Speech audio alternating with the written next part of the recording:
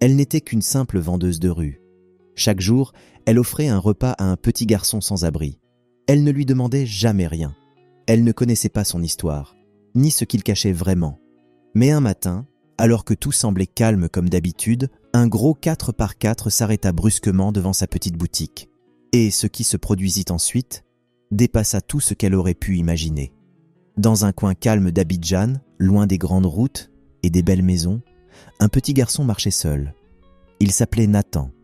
Il avait seulement 8 ans, mais la vie l'avait déjà rendu trop mature pour son âge. Chaque matin, avant que le soleil ne se lève complètement, il quittait l'immeuble inachevé où il vivait avec sa mère. Avant de partir, il se penchait vers elle et murmurait « Il faut que je trouve de la nourriture aujourd'hui, maman. » Sa mère, Aya, était couchée dans un coin sur un vieux matelas. Elle se battait contre une maladie des reins. Certains jours, elle n'arrivait même plus à lever la tête. Mais dès que Nathan se préparait à sortir, elle essayait toujours de sourire. « Nathan, sois prudent s'il te plaît. Reviens vite. »« Je vais revenir, maman, » disait-il toujours, en lui tenant la main quelques secondes avant de partir.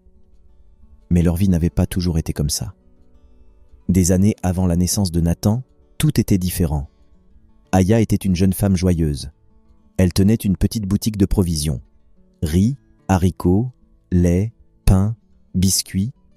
Son commerce lui permettait de payer ses charges et de rêver un peu à l'avenir. À cette époque, elle aimait un homme appelé Kwame. Ils s'étaient rencontrés à l'université.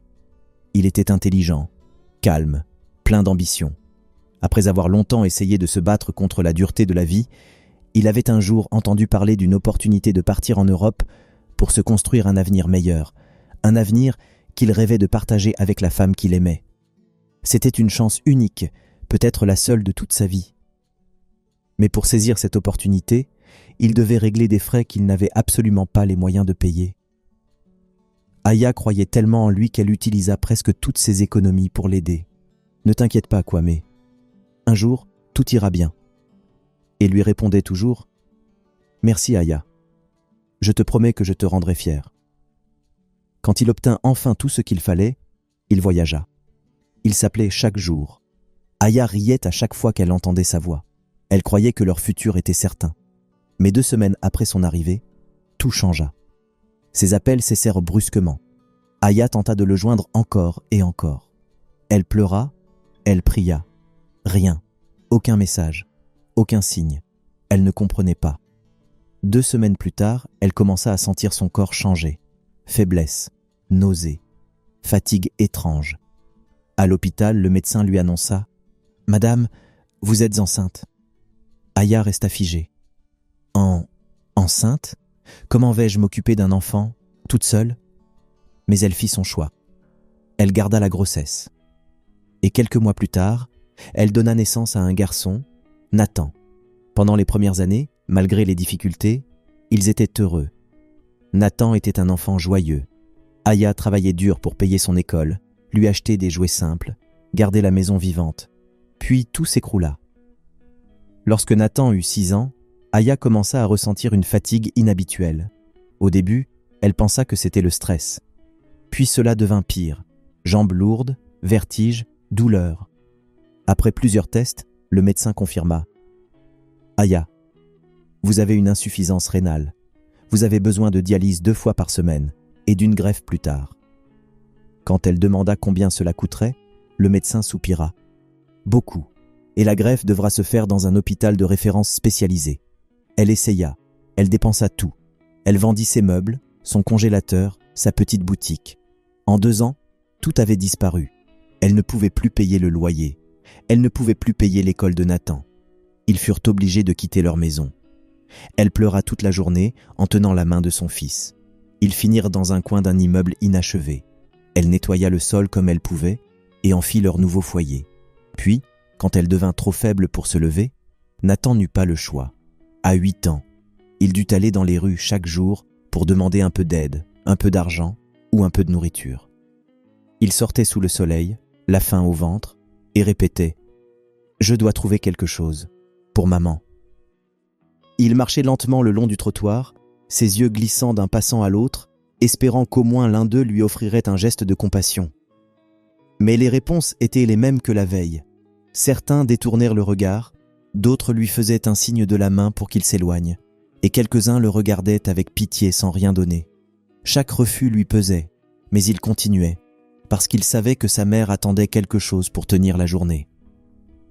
Au bout de plusieurs minutes, il arriva près d'un petit maquis de rue qu'il avait remarqué la veille.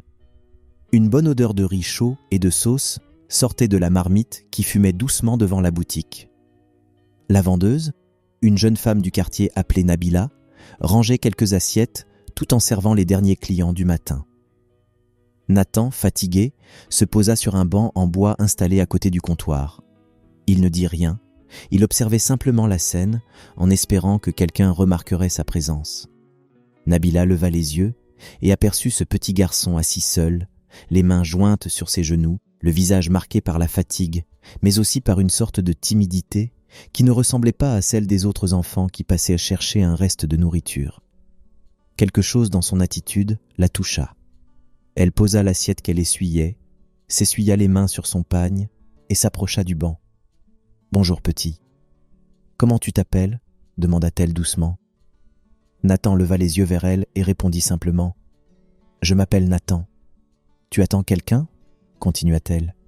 Il secoua la tête et baissa les yeux avant de murmurer « Non, j'ai juste faim. » En entendant ces mots, Nabila sentit son cœur se serrer. « Assieds-toi un peu, d'accord ?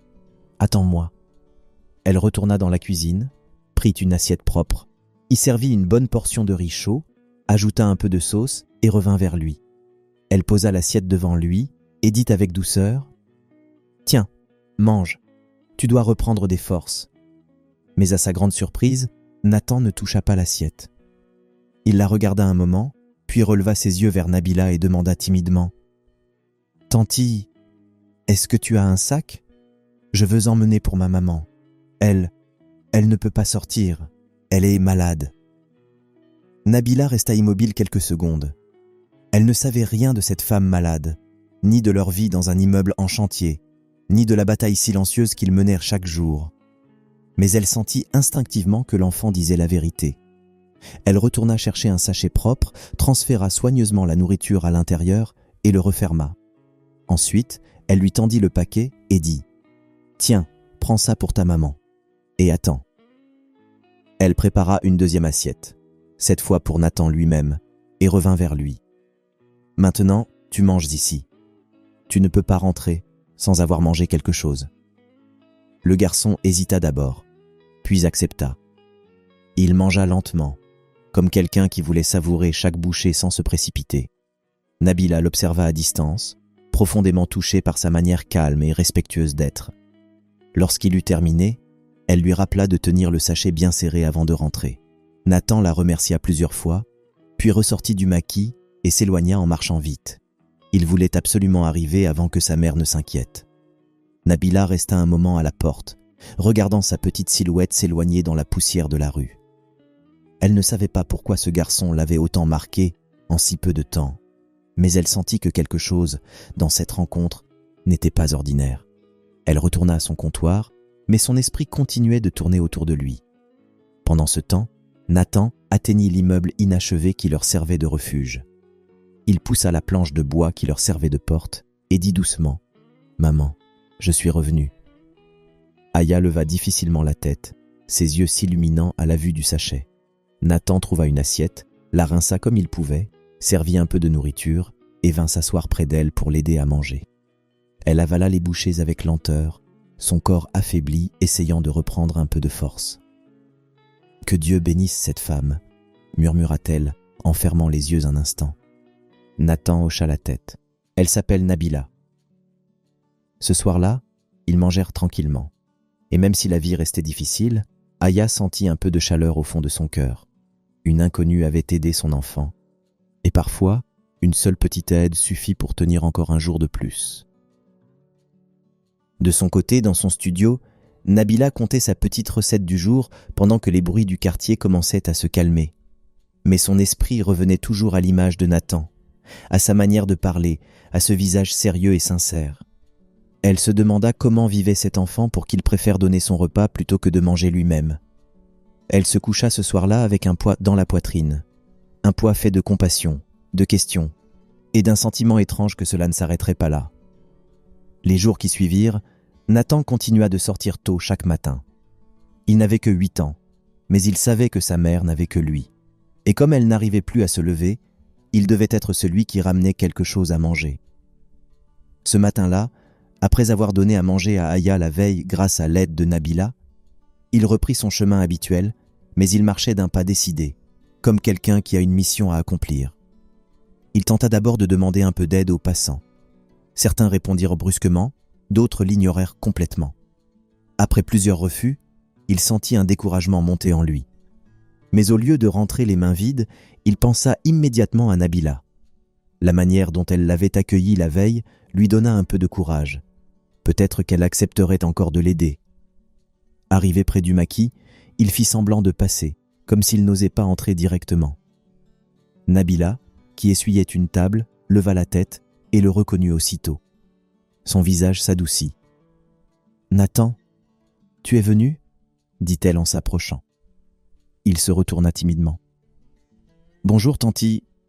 Viens, assieds-toi. » Elle lui montra une chaise à l'intérieur. « Tu n'as rien mangé depuis ce matin ?» Il secoua doucement la tête, un peu honteux. Nabila s'éloigna un instant, prépara 2 portions. Une pour Nathan, une autre qu'elle emballa soigneusement, puis revint vers lui. Cette fois, elle ne lui demanda pas de manger tout de suite. Elle posa l'assiette devant lui et dit simplement « Tu peux manger ici, et ça, c'est pour ta maman. » Nathan la regarda, les yeux légèrement brillants. Il ne dit pas grand-chose, mais sa gratitude se lisait sur son visage. Il mangea doucement, puis prit le sachet emballé pour sa mère. Avant qu'il ne parte, Nabila posa une main sur son épaule. « Nathan, tu peux venir chaque jour, d'accord ? Je mettrai toujours quelque chose de côté pour toi et pour ta maman. Ne marche plus longtemps sous le soleil comme ça. » Le petit hocha la tête. Cette phrase seule lui donna un sentiment de sécurité qu'il n'avait plus ressenti depuis longtemps. Lorsqu'il rentra à la maison ce soir-là, Aya, qui avait un peu repris connaissance, leva les yeux vers lui. Elle aperçut le sachet dans ses mains et demanda enfin la question qui lui brûlait les lèvres depuis la veille. « Nathan, d'où vient toute cette nourriture ? Qui t'aide ?» Le garçon s'assit près d'elle et répondit calmement. « C'est une femme au maquis. Elle s'appelle Nabila. Elle m'a vu assis, elle a demandé mon nom et elle m'a donné à manger sans rien demander. Aujourd'hui encore, elle m'a dit de revenir. » Aya resta silencieuse un moment. Ses yeux se remplirent d'émotion. Elle savait ce que cela signifiait. Quelqu'un avait vu son fils, quelqu'un l'avait considéré, quelqu'un avait tendu la main alors qu'il n'avait plus rien. « Que Dieu bénisse cette femme !» souffla-t-elle d'une voix fatiguée. Ce soir-là, Nathan la nourrit encore une fois, plus paisiblement que d'habitude. Une lueur d'espoir commençait à apparaître dans leur quotidien. Pendant ce temps, Nabila, dans sa chambre modeste, repensait au garçon. Elle se surprit à espérer qu'il revienne le lendemain, non pas par obligation, mais parce que quelque chose en elle voulait veiller sur lui. Elle ne savait toujours rien de l'histoire complète, mais elle sentait qu'elle se trouvait au début de quelque chose de plus grand qu'elle. Elle n'avait aucune idée que ce simple geste de gentillesse allait bientôt changer sa propre vie. Les jours suivants, Nathan se rendit au maquis de Nabila avec une régularité qui surprit même la jeune femme. Dès qu'il apparaissait devant la petite table en bois, Nabila sentait quelque chose changer dans son humeur. Elle posait sa louche, lui adressait un sourire et préparait aussitôt une assiette pour lui. C'était devenu une habitude, presque une promesse silencieuse entre eux. Nathan, de son côté, arrivait toujours avec la même politesse, la même timidité, comme s'il n'osait jamais trop en demander. Pourtant, chaque fois qu'il s'asseyait, il paraissait un peu plus léger. Il mangeait calmement, regardait Nabila ranger la cuisine, et parfois même l'aidait à rincer une assiette ou à ramasser une serviette tombée. Il faisait ses gestes sans bruit, avec une douceur que Nabila n'avait pas l'habitude de voir chez un enfant. Un après-midi, alors que la chaleur commençait à baisser, Nabila s'assit près de lui et l'observa quelques secondes avant de lui poser une question qu'elle retenait depuis plusieurs jours. « Nathan, est-ce que ta maman va mieux ?» Le garçon baissa légèrement les yeux, comme s'il choisissait ses mots avec soin. Elle ne peut toujours pas marcher. Elle est fatiguée, presque tout le temps. Nabila sentit une pression dans sa poitrine. Ce garçon vivait quelque chose qu'un enfant ne devrait jamais affronter. Elle inspira doucement. « Tu sais, j'aimerais beaucoup la saluer un jour, si elle est d'accord, juste pour lui dire bonjour. » Nathan releva les yeux, étonné qu'une étrangère s'intéresse autant à eux. « Je vais lui demander. » Ce soir-là, lorsqu'il rentra, sa mère l'accueillit d'un faible sourire. Lorsqu'il lui parla de Nabila, de sa gentillesse, de sa demande de visite, Aya resta silencieuse un long moment. Puis elle hocha doucement la tête. Si elle veut venir, elle peut. 2 jours plus tard, Nabila ferma son maquis un peu plus tôt. Un geste qu'elle n'avait pas fait depuis longtemps. Elle suivit Nathan jusqu'à leur habitation. Lorsqu'elle entra, elle vit Aya allongée, le visage fatigué mais éclairé d'un sourire chaleureux. Nabila s'approcha avec respect et salua la mère de Nathan avec douceur. Elles échangèrent quelques mots simples, mais chaque phrase semblait porter une grande valeur pour Aya. Voir quelqu'un s'intéresser à son fils, quelqu'un qui ne cherchait rien en retour, la toucha profondément. Elle remercia Nabila plusieurs fois pour ce qu'elle faisait pour eux. Nabila mit quelques minutes à comprendre la réalité de leur situation. Le manque de place, la maladie, l'absence d'un adulte en bonne santé pour épauler Nathan. Elle ressortit de là avec un poids nouveau dans le cœur. Ce n'était pas seulement de la compassion, c'était un début d'attachement, un sentiment qui grandissait sans qu'elle s'en rende compte. Pendant ce temps, loin de ce quartier, un homme venait de poser ses valises à Abidjan, après plusieurs années d'absence. Il s'appelait Kouamé, et son retour n'avait rien d'un voyage touristique.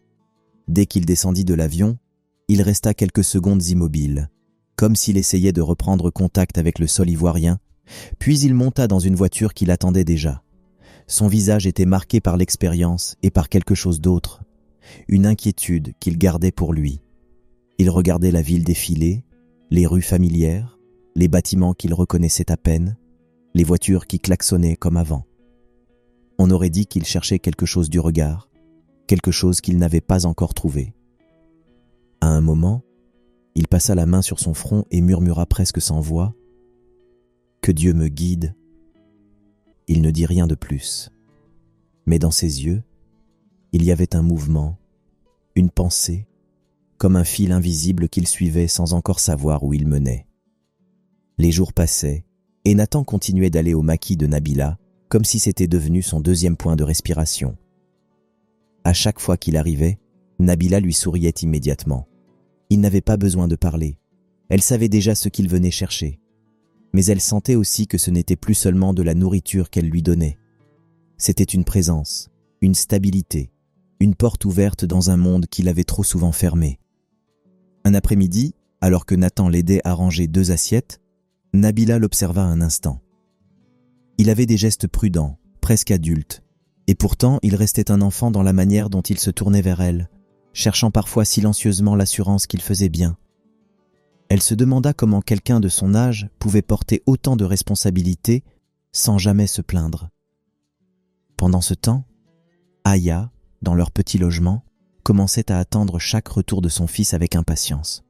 Son état ne s'améliorait pas, sa fatigue ne disparaissait pas, mais elle avait retrouvé quelque chose qu'elle croyait avoir perdu, l'espoir. Et cet espoir venait d'une femme qu'elle n'avait rencontrée qu'une seule fois, mais qui avait su voir la détresse de son fils, là où tant d'autres ne voyaient rien. Pendant que cette vie fragile continuait dans leur coin du quartier, un autre fil de l'histoire avançait ailleurs, sans bruit, mais avec détermination. Depuis son retour à Abidjan, Kouamé avait commencé à retracer ses anciens pas. Il se rendait dans les lieux qu'il avait connus avant son départ. Il interrogeait des voisins, demandait si quelqu'un avait encore des nouvelles d'Aya. La plupart des réponses étaient vagues, parfois confuses. Les années avaient repassé, les gens avaient déménagé, les souvenirs s'étaient effacés avec le temps. Mais un après-midi, alors qu'il arrivait dans l'ancien quartier où il vivait autrefois, une femme âgée, assise devant sa porte, leva les yeux vers lui. Elle resta un moment à l'observer avant de murmurer, surprise. « Kouamé, c'est toi ?» Il s'approcha, presque bouleversé. Maman Cissé, vous me reconnaissez encore ?» Elle hocha la tête lentement. « Tu as changé, mais oui, je te reconnais. Tu habitais ici avec la petite Aya. » À l'évocation de ce prénom, le regard de Kwame s'assombrit légèrement. « Vous savez où elle est? Où elle est partie ?» La vieille femme soupira, comme quelqu'un qui porte un souvenir qui l'attriste encore. « Mon fils, après ton départ, les choses sont devenues difficiles pour elle, très difficiles. Elle avait un enfant, un garçon, puis elle est tombée malade. Elle a tenu longtemps, mais la vie était trop dure pour elle ici. Un jour, elle a pris quelques affaires et elle est partie. Personne n'a su où elle allait. » Kwame sentit son cœur se serrer, comme si une vérité qu'il redoutait depuis longtemps venait de s'imposer à lui. « Elle avait un enfant ?» demanda-t-il, la voix basse. « Oui, un petit garçon. » Il resta silencieux un moment. Il regarda autour de lui, comme si le décor pouvait lui donner une réponse supplémentaire. Puis il remercia la vieille femme avec respect. Lorsqu'il remonta dans sa voiture, il resta quelques secondes immobile. Son regard se perdit dans le vide. Il n'avait pas trouvé Aya. Il n'avait pas trouvé l'enfant. Mais il savait désormais une chose. Elle avait souffert. Et elle avait dû partir loin, sans aide, sans soutien. La voiture démarra lentement, mais les pensées de Kwame, elles, s'accéléraient. Il ne savait pas encore où chercher. Il ne savait pas encore par où commencer. Mais il savait qu'il ne pouvait plus abandonner. Le maquis de Nabila était devenu un refuge pour Nathan. Ses gestes simples, répétés chaque jour, avaient fini par tisser une relation douce et solide entre eux. Un soir, après avoir servi les derniers clients, Nabila s'assit sur une chaise en plastique, la tête pleine de pensées. Elle se demanda comment aider cette famille davantage, mais elle était déjà elle-même dans une situation financière difficile. Elle n'avait ni économie, ni réseau, ni moyens importants. Pourtant, l'idée de laisser Nathan et sa mère seuls lui devenait insupportable. Pendant ce temps, à l'autre bout de la ville, Kwame, toujours plongé dans sa recherche, ne trouvait aucune trace d'Aya. Toutes les pistes menaient à la même réponse. Elle est partie, mais personne ne savait où. Cette absence d'information pesait lourdement sur lui. Il imaginait ce qu'elle avait dû traverser, seule, malade, avec un enfant. Plus il y pensait, plus la culpabilité le rongeait. Il n'avait jamais oublié Aya, mais il ignorait qu'elle avait porté un fardeau bien plus grand que ce qu'il imaginait. Un soir, dans la grande maison qu'il avait louée provisoirement, il s'assit dans le salon, les lumières tamisées reflétant son visage pensif. Un protecteur corpulent restait devant la porte, mais Kwame ne lui prêtait aucune attention. Il pensait encore et encore à la phrase de la vieille femme. Elle avait un enfant. Elle était malade. Il ferma les yeux un instant, inspira profondément, puis décrocha son téléphone. « Appelle-moi le chauffeur. J'ai besoin de lui demain matin. » Quand le chauffeur arriva, Kwame lui donna une instruction simple, mais lourde de sens. « Je veux que tu cherches des petits hôpitaux, des centres de santé perdus dans les quartiers, les endroits où les gens souffrent et où personne ne va vraiment. Je veux y faire des dons, et je veux comprendre comment vivent ceux qui n'ont aucune aide. » Le chauffeur hocha la tête, surpris mais respectueux. « Très bien, patron. Je commencerai demain à la première heure. » Kwame ne dit rien de plus. Mais derrière ce geste généreux, il y avait autre chose. Il voulait aider, oui. Mais il espérait aussi, quelque part, que dans l'un de ces petits endroits, quelqu'un aurait peut-être entendu parler d'une femme malade, disparue depuis des années. Le lendemain, tôt le matin, son téléphone vibra. Le chauffeur avait trouvé l'adresse d'un petit centre de santé situé dans un quartier modeste. Sans hésiter, Kwame enfila une chemise, prit ses clés et sortit. Le convoi de Kwame s'engagea à travers plusieurs ruelles d'Abidjan. Les routes devenaient plus étroites, les bâtiments plus anciens, et les boutiques informelles se multipliaient. C'était un quartier qu'il n'aurait jamais imaginé traverser autrefois. Mais aujourd'hui, il cherchait précisément les endroits où la misère se cachait derrière les sourires fatigués. Le chauffeur roulait lentement, suivant l'itinéraire qu'on lui avait donné pour rejoindre un centre de santé isolé. À l'arrière, Kwame observait les alentours sans parler. Il voulait comprendre la vie ici, sentir ce que vivent ceux qui n'ont rien. Peut-être espérait-il aussi reconnaître un visage, un nom, un souvenir. Rien n'était sûr, mais quelque chose en lui le poussait à continuer. Après presque 2 heures de route, son estomac se mit à tirailler légèrement. Il n'avait rien avalé depuis le matin, et le centre de santé était encore loin. Le chauffeur aperçut alors un petit maquis propre installé juste au bord de la route. La fumée d'une marmite montait doucement dans l'air, et quelques clients étaient assis sur des bancs. « Patron, on peut s'arrêter ici quelques minutes pour manger ?» Kwame regarda le maquis. Ce n'était qu'un petit établissement modeste, rien de plus. Mais quelque chose dans cet endroit, peut-être la simplicité, peut-être la tranquillité, lui donna envie d'accepter. « Oui, arrêtons-nous ici. » Les 2 véhicules noirs se garèrent côte à côte, attirant immédiatement les regards des habitants du quartier. Les moteurs s'éteignirent, les gardes descendirent les premiers, puis le chauffeur ouvrit la portière de Kwame. Pendant que tout le monde observait cette arrivée inhabituelle, Nabila, qui essuyait une table à l'extérieur, se figea un instant. Elle n'avait jamais vu un tel convoi s'arrêter devant son maquis.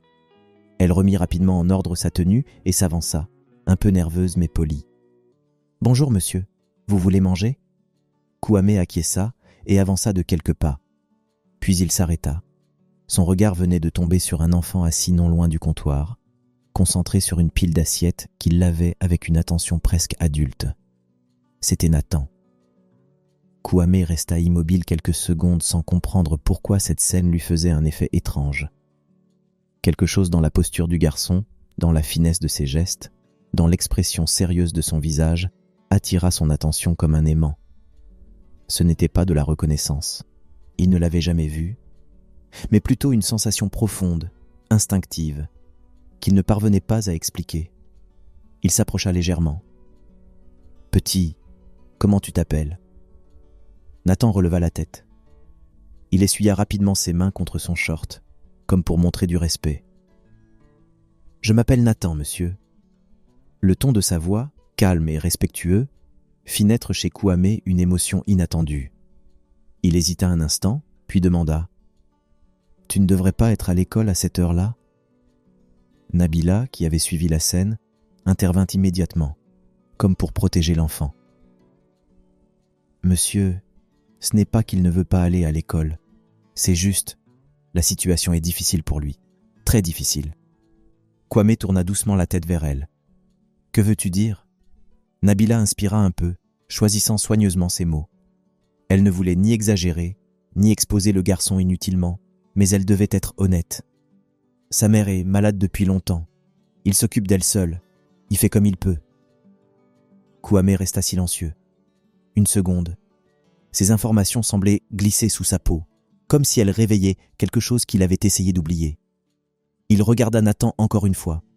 Et plus il le regardait, plus quelque chose l'étreignait intérieurement. Un mélange d'empathie, de curiosité et d'un étrange écho du passé.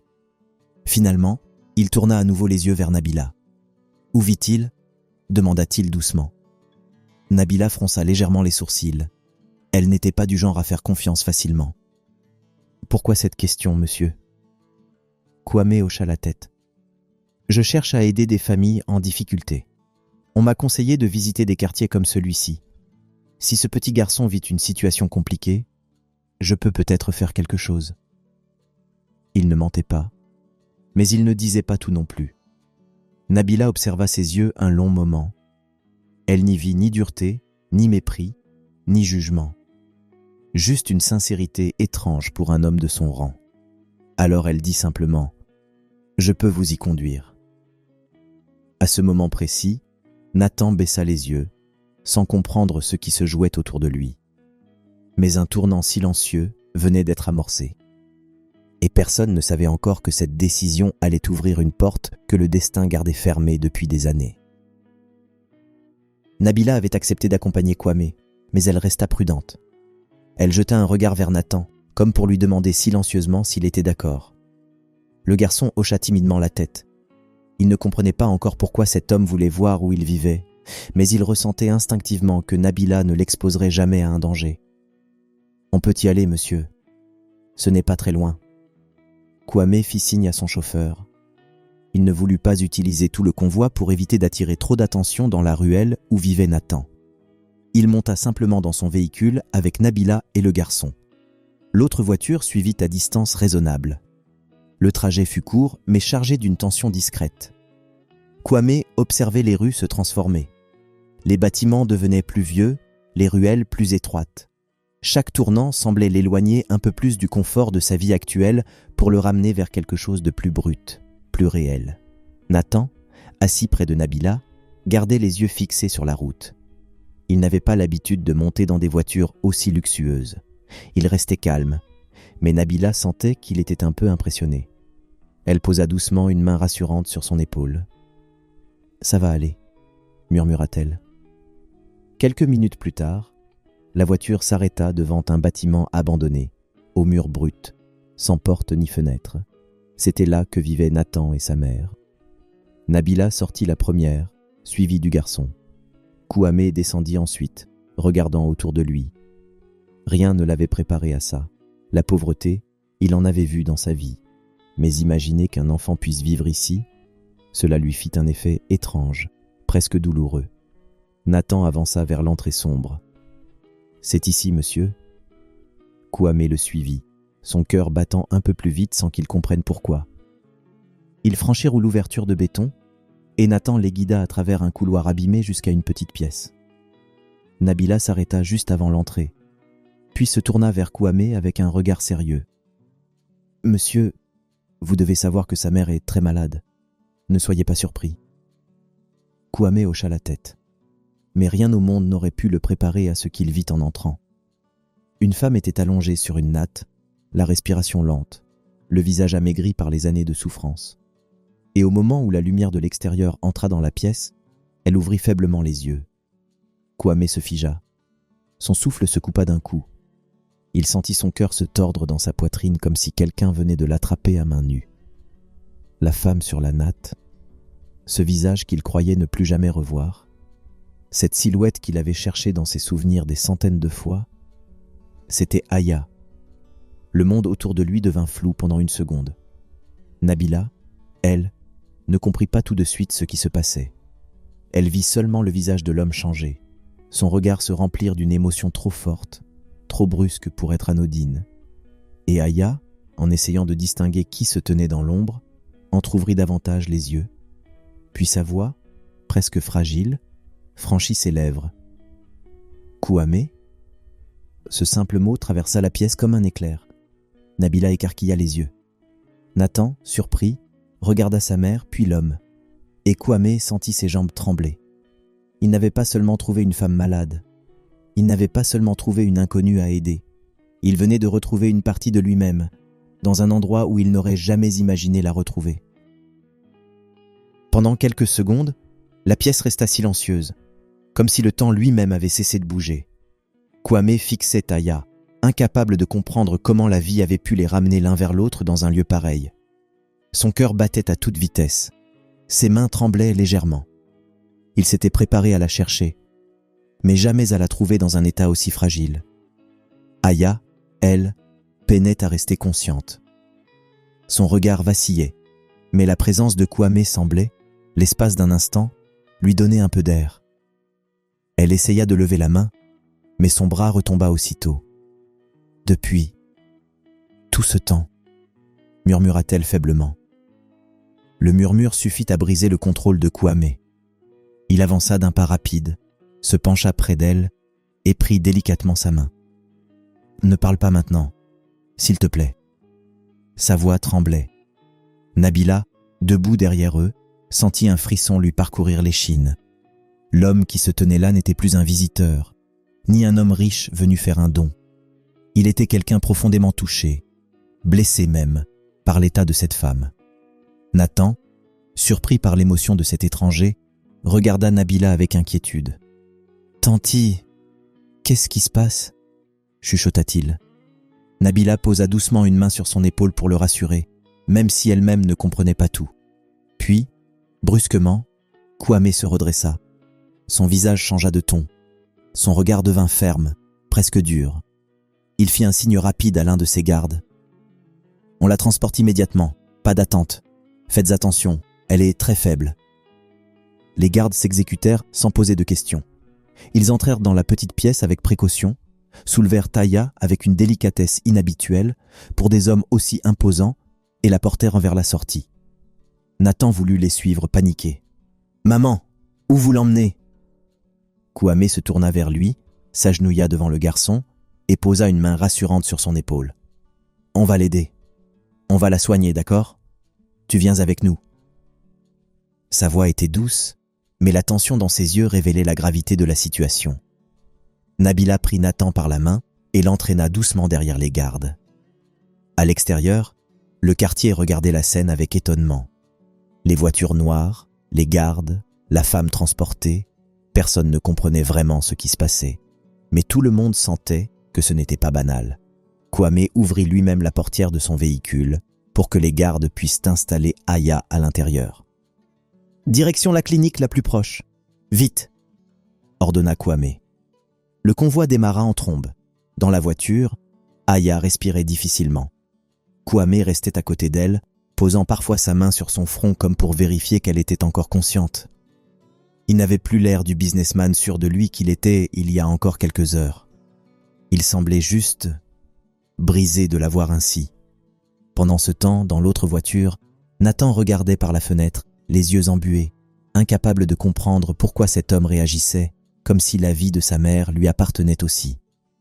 Nabila, elle, observait Nathan puis le convoi devant eux. Elle ne disait rien, mais une pensée revenait sans cesse dans son esprit. Cet homme ne réagit pas comme un étranger. Le trajet jusqu'à la clinique se fit rapidement. À l'arrivée, des médecins vinrent directement prendre Aya en charge après un échange bref mais ferme avec Kwame. L'équipe médicale comprit immédiatement qu'il n'y avait aucune limite aux soins à fournir. Tout serait payé, tout serait pris en charge. Aya fut emmenée dans la salle d'urgence. Kwame resta devant la porte, immobile. Nathan se précipita vers lui. « Monsieur, est-ce que ma mère va vivre ?» Cette question frappa Kwame en plein cœur. Il s'accroupit pour être à la hauteur du garçon. « On va tout faire pour elle, Nathan. Tout, je te le promets. » Nabila arriva à son tour, posant une main rassurante dans le dos de Nathan. Le silence tomba un instant dans le couloir. Puis un médecin sortit enfin de la salle, le visage grave. Son état est critique. Elle aura besoin de soins lourds et rapides. Kwame répondit sans hésiter. « Faites tout ce qu'il faut, peu importe le coût, peu importe où. Je veux le meilleur traitement immédiatement. » Le médecin hocha la tête et repartit. Nabila regarda Kwame avec un mélange d'émotion et de surprise. Jamais elle n'avait vu quelqu'un réagir avec autant d'intensité pour une femme qu'il semblait connaître à peine. Nathan, lui, tenait sa main serrée contre celle de Nabila, tremblant. Dans ce couloir blanc, éclairé de néons froids, une nouvelle page de leur vie venait de s'ouvrir. Une page que personne n'aurait pu imaginer quelques heures plus tôt. Dans le couloir, Nathan restait immobile, le regard fixé sur ses portes, comme s'il espérait qu'elles s'ouvriraient d'un instant à l'autre. Nabila se plaça près de lui, attentive à chaque réaction de l'enfant. Un médecin revint quelques minutes plus tard. « Nous l'avons stabilisé pour le moment, mais son état est critique. Nous lançons des examens et nous la transférons ensuite en soins intensifs. » Kwame acquiesça sans hésiter. « Faites ce qu'il faut. Je prends tout en charge. » Le médecin repartit aussitôt. Le garçon s'installa près de Nabila, les yeux brillants d'inquiétude. Elle lui caressa doucement l'épaule. « Ta maman est entre de bonnes mains maintenant. » Kwame les rejoignit. Il resta debout, les bras croisés, comme incapable de se poser. Son regard oscillait entre la porte et le sol. La tension de son corps parlait pour lui. Nabila l'observa un moment, puis prit la parole. « Monsieur, je peux vous poser une question ?» Il tourna légèrement la tête. « Oui ? Pourquoi vous faites tout ça pour elle ? On dirait que ça vous touche plus que vous ne voulez le montrer. » Cette fois, le silence dura plusieurs secondes.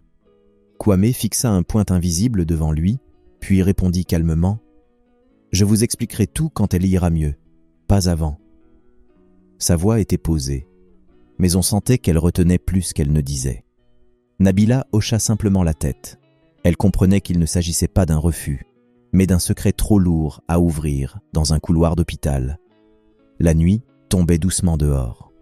Dans le petit salon réservé aux familles, Nabila installa Nathan sur un fauteuil. Il s'endormit presque aussitôt, épuisé par la journée. Kwame resta debout près de la fenêtre, observant les lumières d'Abidjan comme quelqu'un qui venait de prendre une décision trop longue à porter seul. Il ne parle pas, Nabila non plus. Et dans ce silence, une vérité s'imposait doucement.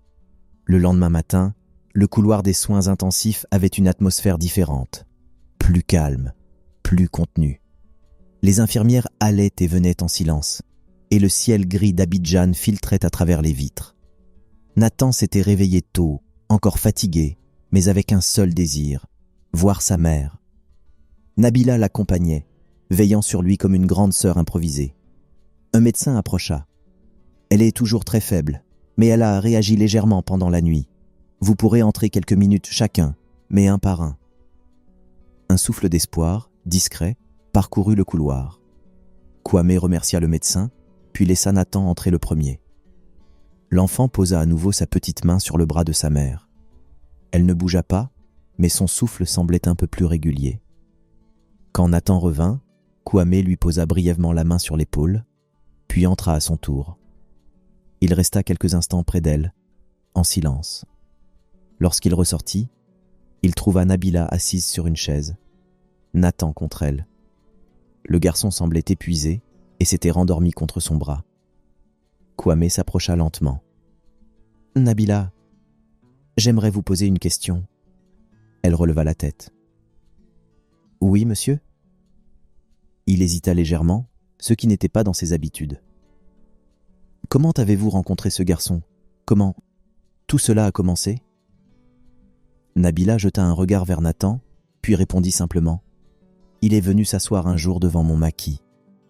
Il n'a rien demandé. On aurait dit qu'il espérait juste que quelqu'un le remarque. Quand je me suis approché, j'ai compris qu'il n'avait pas mangé, depuis longtemps, et il ne voulait pas manger sur place. Il voulait emporter pour sa mère. C'est là que j'ai compris. » Elle inspira doucement. Après ça, il revenait chaque jour. Je faisais ce que je pouvais. C'est tout. Kwame resta silencieux un moment. Chaque parole semblait entrer en lui avec un poids particulier. « Merci, Nabila. Vous avez fait bien plus que vous ne pensez. » Elle baissa légèrement les yeux. C'était normal. Personne ne doit lutter seul comme ça. Un court silence s'installa. Puis, comme rappelé soudain à la réalité du monde extérieur, Kwame demanda « Et votre maquis, vous n'allez pas ouvrir aujourd'hui? Vous allez fermer toute la journée ?» Nabila esquissa un sourire triste. « Monsieur, la boutique peut attendre. Ce petit, il ne doit pas rester seul. Pas aujourd'hui, pas dans un moment comme ça. Je préfère rester ici. » Ces mots touchèrent profondément Kwame. Il la regarda avec une attention nouvelle, presque respectueuse. Nabila ajouta calmement « Le commerce, je peux le reprendre demain. Mais Nathan, il n'a personne d'autre. Alors je reste. » La sincérité de cette réponse sembla adoucir l'atmosphère autour d'eux. Nathan dormait à moitié contre son bras, épuisé. Kwame hocha lentement la tête. « Vous avez raison, merci pour lui. » Il détourna le regard vers la porte des soins intensifs. Aya se battait pour rester en vie. Nathan se battait pour ne pas s'écrouler. Et Nabila tenait tout en équilibre, discrètement, sans rien demander en retour. Dans ce couloir d'hôpital, leur destin se liait un peu plus à chaque minute. Et pourtant, la vérité qui les reliait tous restait encore derrière les lèvres de Kwame, prête à surgir. En début d'après-midi, le médecin chargé d'Aya demanda à rencontrer Kwame. Nabila et Nathan s'approchèrent instinctivement, même si l'homme s'adressait d'abord à Kwame. « Nous avons les premiers résultats. Les reins de votre patiente sont gravement atteints. Elle aura besoin d'un traitement long et régulier. Les prochaines semaines seront essentielles. » Nathan serra la main de Nabila, inquiet. Le médecin poursuivit. « La bonne nouvelle, c'est qu'elle a réagi positivement aux premières interventions. Son corps se bat encore. Ce n'est pas perdu. » Un souffle d'espoir traversa Nabila. Kwame hocha la tête. « Faites tout ce qu'il faut. Je veux qu'elle reste ici, sous surveillance, le temps nécessaire. » Le médecin confirma et repartit. Nathan baissa les yeux, comme s'il venait d'apprendre que la route serait longue. Mais pas impossible. Kwame s'accroupit devant lui. « Tu vas rester avec elle autant qu'il faudra. Je resterai aussi, Nathan. » Le garçon releva doucement la tête. C'était la première fois qu'on lui disait ça, qu'on restait pour lui. Nabila observa la scène en silence. Dans le couloir, alors que Nabila raccompagnait Nathan vers la chambre, Kwame la retint doucement par le bras.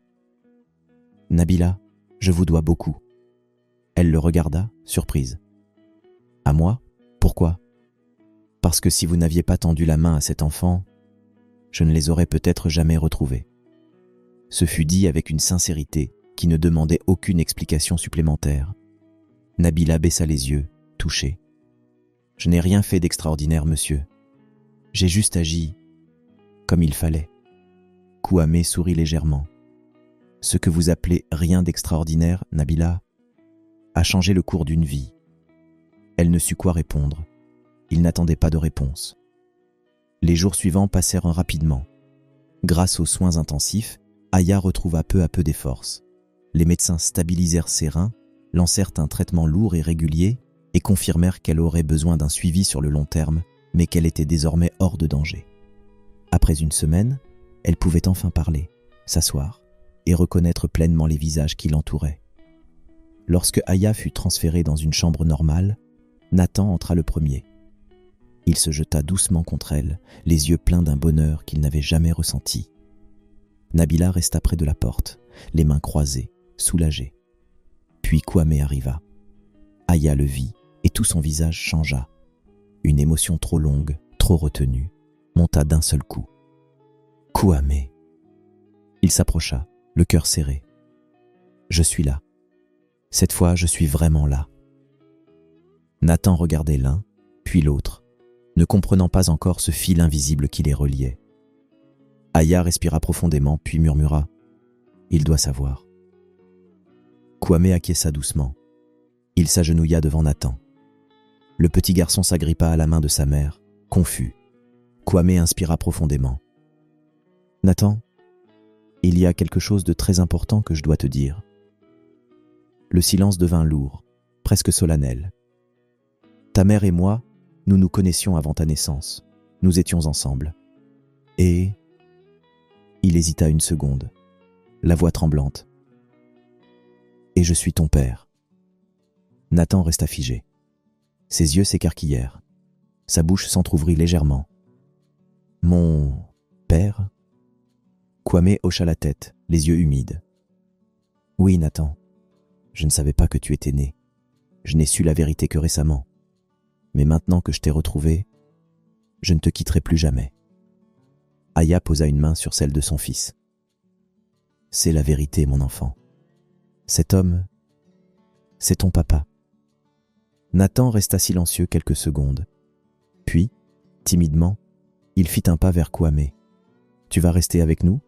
Pour toujours ?» Kwame sentit sa gorge se serrer. « Pour toujours. » Nathan se jeta alors dans ses bras. Le premier vrai câlin de toute une vie. Nabila détourna le regard pour essuyer discrètement une larme. Elle avait vu Nathan affamé, perdu, seul. Et aujourd'hui, il retrouvait un père qu'il n'avait jamais connu. Quelques jours plus tard, Aya put enfin sortir de l'hôpital. Elle n'était pas totalement remise, mais elle marchait, parlait, et son visage retrouvait doucement sa lumière. Les médecins confirmèrent qu'avec un suivi régulier, elle pouvait reprendre une vie normale. À la sortie, Kwame s'arrêta devant eux et déclara calmement « Vous ne retournerez plus jamais là-bas. J'ai trouvé un appartement propre, sécurisé et meublé. Vous y emménagez aujourd'hui. » Aya baissa les yeux, les lèvres tremblantes. Nathan sourit timidement, comme quelqu'un qui découvre un futur qu'il n'espérait plus. Nabila regardait la scène avec un profond soulagement. Puis Kwame se tourna vers elle. Il la fixa un instant, comme s'il cherchait à voir au-delà de ses mots. « Nabila, je ne t'ai pas oublié. Tu as pris soin de mon fils sans rien attendre en retour. Je ne peux pas l'effacer. » Elle secoua doucement la tête. « Monsieur, vraiment, ce n'était rien. Je n'ai fait que l'aider. » Kwame sourit faiblement. « Ce n'était pas rien, Tu lui as donné de la nourriture, de la dignité et un endroit où se sentir en sécurité. Sans toi, je ne les aurais peut-être jamais retrouvés. Alors laisse-moi t'aider, toi aussi. » Nabila déglutit difficilement. Kwame inspira profondément, comme s'il avait déjà tout préparé. « Nabila, dis-moi, quels sont tes rêves? Qu'est-ce que tu veux vraiment pour ta vie ?» Elle fut surprise. Personne ne lui avait posé cette question depuis des années. Elle posa une main sur sa poitrine, comme pour calmer un battement trop fort. Pendant quelques secondes, elle ne sut même pas quoi répondre. Elle regarda Nathan, puis Aya, puis Kwame. « Monsieur, si je pouvais, j'aimerais retourner à l'école, finir ma formation et avoir enfin une activité stable pour sortir de la galère. Le maquis m'a aidé, mais ce n'était pas ma vie rêvée. » Kwame hocha la tête, comme s'il s'attendait à cette réponse. « Alors c'est ce que tu vas faire. Dès demain, je te paie ton inscription. Je te trouve un logement correct, pas loin de ton centre de formation. Et pendant que tu étudieras, je financerai une petite boutique pour que tu aies un revenu stable. » Nabila porta la main à sa bouche. « Une boutique? Pour moi? » ?»« Pour toi, oui.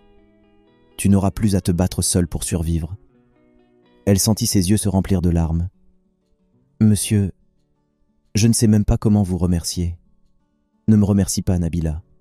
Tu as aidé mon fils. Je n'oublierai jamais ça. Aujourd'hui, c'est à moi de te donner la chance que tu mérites. » Aya, encore faible mais lucide, murmura. « Tu le mérites vraiment, Nabila. Tu as été un ange pour nous. » Elle sourit faiblement. Le regard de Kwame se posa sur Nabila. « À partir d'aujourd'hui, Nabila, tu ne marcheras plus seule. » Et dans ce moment suspendu, chacun sentit que leur vie venait réellement de basculer. Nathan avait retrouvé un père, Aya avait retrouvé une force qu'elle croyait perdue, Nabila recevait enfin la chance qu'elle n'avait jamais eue. C'était le début d'une nouvelle page, écrite avec une émotion sincère, simple et inoubliable. Quand ils quittèrent enfin l'hôpital, le soleil déclinait légèrement, enveloppant la ville d'une lumière douce. Kwame fit monter tout le monde dans son SUV et le trajet se déroula dans un silence rempli d'émotions qui n'avaient pas encore été dites. Le véhicule s'arrêta devant un immeuble calme, bien gardé, rien à voir avec l'endroit où Aya vivait il y a encore quelques jours. Quand elle posa le pied à l'entrée, Aya resta longtemps immobile. Son souffle tremblait un peu. « Kwame, tout ça pour nous ?» murmura-t-elle. Il lui sourit simplement. « Oui, et ce n'est que le début. » Ils montèrent à l'étage. La porte s'ouvrit sur un petit appartement lumineux, simple mais entièrement neuf. Un salon propre, 2 chambres, une cuisine équipée, un petit balcon où le vent de la ville entrait discrètement. Nathan courut presque vers la fenêtre, émerveillé. Nabila le suivit, un sourire doux aux lèvres. Aya avançait lentement, touchant du bout des doigts les murs, la table, le dossier d'une chaise. Comme si elle avait peur que tout disparaisse si elle clignait trop longtemps des yeux. Après la visite, ils revinrent tous au salon. Un certain silence flotta dans l'air, lourd, mais beau. Un silence qui disait que quelque chose d'important allait se dire. Nabila le sentit immédiatement. Elle regarda Aya, puis Kwame. Elle comprit. Elle posa doucement sa main sur l'épaule de Nathan. « Viens, on va voir ta chambre. Peut-être qu'on peut déjà ranger tes affaires ou trouver quelque chose à grignoter ensemble. » Nathan accepta avec un petit sourire. Ils quittèrent le salon discrètement, laissant la porte entr'ouverte. Le salon retrouva son calme. Aya s'assit sur le canapé, comme si ses jambes ne pouvaient plus la porter. Kwame s'assit en face d'elle. Il inspira longuement. Elle tourna la tête, un mélange de soulagement et de douleur dans le regard. « Kwame, pourquoi ? Pourquoi tout ça s'est passé ? Pourquoi as-tu disparu ?» Sa voix était douce, mais chaque mot portait une année de souffrance. Kwame ferma les yeux, comme si la question lui arrachait quelque chose de profond. Ses mains tremblaient légèrement. « Aya, j'ai essayé. Dieu sait que j'ai essayé. » Elle attendit, le cœur suspendu. Quelques jours seulement après mon arrivée en Europe, j'ai été agressée dans la rue. On m'a pris mon téléphone, mes documents et ton contact. J'ai tout perdu ce soir-là. et ma vie a basculé. Il leva les yeux, une larme roula, silencieuse. Je t'appelais dans ma tête chaque soir. Je pensais que tu m'en voulais, ou que tu avais refait ta vie, mais jamais, jamais je ne t'ai oublié. Aya baissa la tête, les yeux noyés. Pendant ce temps, j'étais seule, enceinte, et je ne savais même pas si tu étais vivant. Ses lèvres tremblaient. Et pourtant, mon cœur a continué de croire. Il se rapprocha doucement, incapable de rester assis. Je n'étais pas là pour toi, ni pour notre fils, et c'est une douleur que je ne pourrai jamais effacer. Il leva les yeux vers elle. Ils étaient pleins de larmes. Mais je t'ai cherché dès que j'ai pu. Et maintenant que je t'ai retrouvé, Aya, plus rien ne nous séparera. Plus jamais. Elle porta une main à sa bouche pour étouffer un sanglot. Ses épaules tremblaient. Aya baissa la tête, les yeux noyés. Un silence profond s'installa. Les deux respiraient comme s'ils tentaient de rattraper des années de manque. Puis, dans un geste simple et naturel, Kwame mit la main dans sa poche. Aya porta instinctivement ses deux mains à sa bouche. « Kwame, qu'est-ce que tu fais ?» Ses yeux s'embuèrent aussitôt. Il ouvrit lentement un petit écrin noir. À l'intérieur brillait une simple bague, élégante, sans extravagance, mais chargée de sens. Sa voix trembla légèrement. « Aya, on a perdu trop de temps, trop d'années, trop de silence, trop de souffrance. Mais aujourd'hui, Dieu nous a ramenés l'un vers l'autre. » Elle pleurait déjà. « Je veux être là pour toi, pour Nathan. Je veux rattraper chaque seconde perdue. Je veux te protéger, te soutenir, t'aimer comme j'aurais dû le faire depuis le premier jour. » Il inspira un peu plus profondément, ses yeux brillaient. « Alors je te demande, devant tout ce que la vie nous a appris, est-ce que tu acceptes de devenir ma femme? Est-ce que tu veux qu'on reconstruise tout ensemble ?» À cet instant précis, Nabila et Nathan revinrent dans le salon, marchant simplement, et s'arrêtèrent net en voyant la scène. Nathan, lui, resta figé au seuil. Ses yeux s'agrandirent en voyant son père à genoux devant sa mère. « Maman !» murmura-t-il. Aya, incapable de retenir son émotion, éclata en sanglots. Elle posa ses mains sur son cœur, puis hocha la tête plusieurs fois. « Oui, Kwame, oui !» La bague glissa à son doigt, naturellement, comme si elle avait toujours attendu ce moment. Nathan courut vers eux et se jeta dans leurs bras, riant et pleurant à la fois. Nabila, debout, les deux mains serrées contre sa poitrine, laissa échapper un sourire qu'elle n'oublierait jamais. Elle essuya une larme discrète. Elle savait que sa petite part de bonté avait contribué à créer cet instant. Dans ce salon simple, neuf, baigné d'une lumière douce, une famille venait de renaître. Et trois destins, celui d'une mère, d'un père et d'un enfant, venèrent de se rejoindre pour toujours. Et cette fois, rien ne pourrait plus les séparer. Merci d'avoir regardé cette vidéo jusqu'au bout. Si elle vous a touché, laissez un pouce bleu.